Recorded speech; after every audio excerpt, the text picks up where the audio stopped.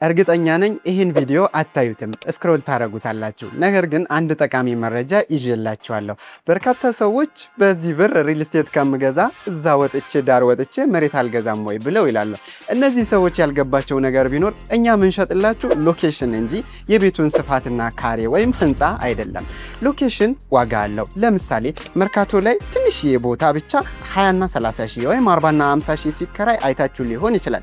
ፒያሳ በአሁኑ ሰዓት በዚህ ደረጃ የሚከራዩ የነበሩ ሱቆች አሁን ላይ ግን በግዢ እነዚህን ሱቆች ኦውን ማድረግ ተችሏል። እናንተም ጊዜን መምሰልና ሀገራችን ኢኮኖሚዋ ወዴት እየሄደ ነው፣ የቤትስ ልማት ምን ይመስላል የሚለውን ቼክ ብታደርጉ ተጠቃሚ ትሆናላችሁ። በፒያሳ ማህሙድ ሙዚቃ ቤት ፊት ለፊት በምንገነባው ሳይት ላይ ከ20 ካሬ ጀምሮ እንደየምርጫችሁ የራሳችሁን ሱቅ ባለቤት መሆን ትችላላችሁ። አብዱልሐፊዝ ነኝ ከኖር ሸገር ፕሮፐርቲስ።